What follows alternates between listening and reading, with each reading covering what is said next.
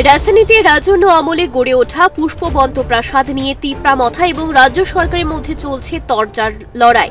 2023-এর বিধানসভা ভোটে বিজেপির সঙ্গে গোপন সমঝোতার মাধ্যমে মথা একা 42টি বিধানসভা কেন্দ্রে প্রার্থী দিয়েছিল। ভোট গণনার পর দেখা গেল বিজেপি যে ভোট পেয়েছিল সেই ভোটে কোনোভাবেই ক্ষমতায় আসতে পারে না যদি মথা ভোট কাটাকাটিতে অংশগ্রহণ না করত। বিজেপি এবং মথার এই অভ্যন্তরীণ যোগ সাজসের বিষয়টি অন্য রাজনৈতিক দলগুলি বিন্দু বিসর্গ টের পায়নি।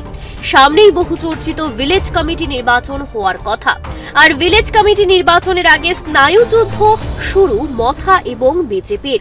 নির্বাচনের আগে বিজেপিকে চাপে রাখতেই মথার এই কৌশল বলে রাজনৈতিক বিশ্লেষকদের অভিমত। অতীতের অন্যান্য ইস্যুর মতোই এবারও পুষ্পবন্ত প্রাসাদ ইস্যুতে মথার বিজেপি বিরোধিতা আরেকটা রাজনৈতিক গট-আপ গেম বলে মনে করছে জনজাতিদের বৃহৎ অংশ।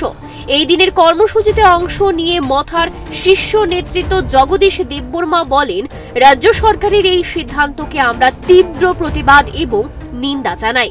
অবিলম্বে এই সিদ্ধান্ত প্রত্যাহার করতে হবে, আর না হলে আগামী দিন মথা তার অঙ্গ সংগঠনগুলিকে নিয়ে আরো বৃহত্তর আন্দোলনে নামবে বলে হুঁশিয়ারি দেন। রাজ্য সরকারের প্রস্তাবিত প্রস্তাবকে তীব্র ভাষায় প্রতিবাদ এবং নিন্দা জানিয়ে অবিলম্বে প্রস্তাবিত প্রস্তাব পুষ্পবন্ত প্যালেসে তাজ গ্রুপকে দিয়ে হোটেল না বানানোর দাবিতে 4 ঘন্টার গণ অবস্থান সংগঠিত করছে। আমরা রাজ্য সরকারকে আবেদন জানাবো, রাজ্য সরকার তার প্রস্তাবিত প্রস্তাব প্রত্যাখ্যান করুক। এটা একটা রাজ্যবাসীর সকল অংশের মানুষের একটা সেন্টিমেন্টের ব্যাপার, কেবলমাত্র একটা নির্দিষ্ট গোষ্ঠীর সেন্টিমেন্ট নয়, গোটা রাজ্যের রাজন্য স্মৃতি, রাজন্য বিজড়িত যে সমস্ত আমাদের ঐতিহ্যকে নষ্ট করে সেখানে হোটেল ব্যবসা করার একটা রাজ্যবাসী সকলেই এগিয়ে আসা উচিত। আমরা আজকে গণ অবস্থান করছি, আগামী দিনে আমরা আবার আমাদের তিপ্রামথা সেখানে সবাই থাকবে।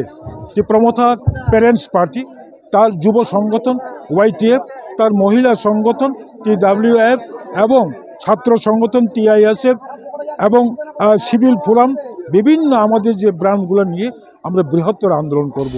যদিও মথার যুব সংগঠন পুরনো রাজভবন ইস্যুতে আন্দোলনের গর্জে ওঠার আহ্বান জানিয়েছিল, কিন্তু হঠাৎ করে এই আন্দোলন থেকে নিজেদের সরিয়ে নেয়। তারপরেও বুধবার মহিলা সংগঠনের গণ অবস্থানে কয়েকজন যুবনেতা অংশ নিয়েছেন। এর মধ্যে খোয়াই জেলার যুবনেতা প্রসেনজিৎ দেববর্মা বলেন, জনজাতিদের ইতিহাস হচ্ছে পুষ্পবন্ত প্যালেস। এই প্যালেসকে ধ্বংস করে তাজ হোটেল তৈরি করার সিদ্ধান্তকে তিপ্রাসারা কোনোদিন মেনে নেবে না। ত্রিপুরার পর্যটন ক্ষেত্রে আরো উন্নতি হোক, কিন্তু পুষ্পবন্ত প্যালেস ধ্বংস করে নয়। কিন্তু যে একটা আমাদের যে ইতিহাস, যে পুষ্পবন্ত প্লেস, এই পুষ্পবন্ত প্লেসকে ধ্বংস করে এখানে তাজ হোটেল করাটা কিন্তু আমরা তিপ্রাসারা কোনোদিনই মেনে নেব না। কারণ আমরা চাই তাজ হোটেল আসুক তিপ্রাতে যে কোনো জায়গাতে হোটেল করুক, আমাদের কোনো বাধা বিপত্তি নেই, কিন্তু তাজ হোটেলে আমাদের পুষ্পবন্ত প্লেসে করাটা কিন্তু আমরা কোনোদিন মেনে নেব না তিপ্রাসারা। গণ অবস্থানে অংশ নিয়ে মথার এক মহিলা নেত্রী শাক দিয়ে মাছ ঢাকার কৌশল নিয়েছে। মালঞ্চ নিবাসে বর্তমানে 2টি হোটেল রয়েছে। সংবাদ মাধ্যমের প্রশ্নের জবাবে এই বিষয়ে নেত্রী সম্পূর্ণ চুপসে গেছেন। তিনি বলেন, মালঞ্চ নিবাস নাকি এখনো মহারাজাদের সম্পত্তি, তাই সেখানে একটি বিয়ে বাড়ি তৈরি করা হয়েছে, কোনো হোটেল গড়ে ওঠেনি। রাজাদের সম্পত্তি রাজ্য সরকারের অধীনে চলে গেছে বলে কি ত্রিপুরার রাজন্য ইতিহাস এবং সম্পত্তিগুলি ধ্বংস করে দেওয়া হবে? তিনি দাবি করেন, রাজন্য স্মৃতিকে রক্ষা করার দায়িত্ব সরকারের। মালঞ্চ নিবাসে 2টা হোটেল তো আমাদের চোখে পড়ে নাই, বরঞ্চ ওইখানে যে গড়টা আছে, গড়টা এখনো আছে, সুন্দরভাবে রিপেয়ারিং করে সুন্দর করে রাখা হয়েছে। যে খালি মাঠগুলি আছে ওইখানে প্যান্ডেল করে, ওইটা মহারাজাদের নিজস্ব, এখনো ওনাদের প্রপার্টি, ওনারা ওইখানে বিয়ের বাড়ির জন্য তারা প্যান্ডেল করে তারা তৈরি করেছেন। তো ওইখানে কোনো হোটেল এখনো গড়ে ওঠেনি। রাজ্য সরকারের দাবি, যেহেতু জায়গাটা মার্চ হয়ে গিয়েছিল অনেকদিন আগে, সেটা রাজ্য সরকারের আওতাধীন জায়গা। বুঝেছি, ঠিক আছে, মার্চ হয়ে গেছে বলে আপনি কি আমাদের যে স্মৃতিটুকু আছে, যে মনুমেন্ট গুলো আছে, এটা কি ধ্বংস করে ফেলবেন? সেটাকে প্রিজার্ভ করা, রক্ষা করা, সংরক্ষণ করা, এটা কি সরকারের দায়িত্বের মধ্যে পড়ে না? ট্যুরিজম ডিপার্টমেন্টের দায়িত্বে পড়ে না? সরকারের বড় শরিক বরদা বিজেপিকে চাপে রাখতে মেজো এবং ছোট ভাই মিলে চাপের রাজনীতির খেলা শুরু করেছে। অথচ একসঙ্গে মিলে মন্ত্রিসভার বৈঠকে সিদ্ধান্ত নেওয়ার পরেও কেন সরকারের বিরুদ্ধে ছোট শরিক ভাইয়েরা আন্দোলনে নেমে মাঠঘাট গরম করছে? গলা তুলে যেভাবে কুঞ্জবন প্রাসাদ রক্ষায় হুঁশিয়ারি দিয়েছিলেন, মঙ্গলবার দিল্লিতে প্রদ্যুৎ নমো নমো করে বললেন তিনি পর্যটনের বিরোধী নন।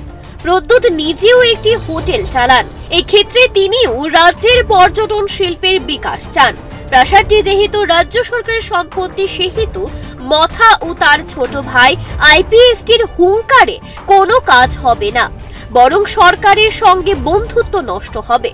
সরকারের সঙ্গে বিভাজন তৈরি হলে এটা ওটা কামাই সবটাই যে বন্ধ হয়ে যাবে, এটা প্রদ্যুৎ এবং শুক্লাচরণ খুব ভালো করে জানে। আশ্চর্যজনক বিষয়, দলের পূর্ণমন্ত্রী হয়েও অনিমেষ দেববর্মা এই ব্যাপারে একেবারে চুপ। রাজনীতির ময়দান যাচাই করতে নেমে প্রদ্যুৎ মাণিক্য বুঝে গিয়েছেন আইনি পথে কিংবা হুমকি ধমকি দিয়ে সরকারকে পিছু হটানো যাবে না। আসলে সবটাই রাজনৈতিক গিমিক। সারা রাজ্যের সঙ্গে এডিসি এলাকায় বেকারের কর্মসংস্থান, শিক্ষা, স্বাস্থ্য, জল, রাস্তা, বিদ্যুৎ সহ বিভিন্ন সমস্যায় জর্জরিত জনজাতিরা। জনজাতিদের এই দৃষ্টিকে ঘোরানোর জন্যই প্রদ্যুতের এই মার্কেটিং ব্যাটিং। যেমনটা জনজাতিদের আইওয়াশ করেছিল 23-এর বিধানসভা নির্বাচনে, প্রদ্যুতের মুখে এখন আর গ্রেটার ত্রিপুরাল্যান্ডের নাম শোনা যায় না। শুধুমাত্র দিল্লিতে মিটিং এর পর মিটিং চলছে, কিন্তু নিটফল কি সে নিয়ে জনজাতিরা সম্পূর্ণ অন্ধকারে। এদিনের বিক্ষোভ কর্মসূচিকে কেন্দ্র করে আগরতলা সার্কিট হাউস এলাকায় তৈরি করা হয়েছিল পুলিশি ব্যারিকেড। কড়া নিরাপত্তায় মুড়ে ফেলা হয়েছে গোটা এলাকাকে। কর্মসূচিকে সফল করার জন্য ত্রিপুরা উইমেন্স ফেডারেশন সারা রাজ্য থেকে মহিলাদের এদিন জমায়েত করেছে। Bureau report, Times 24।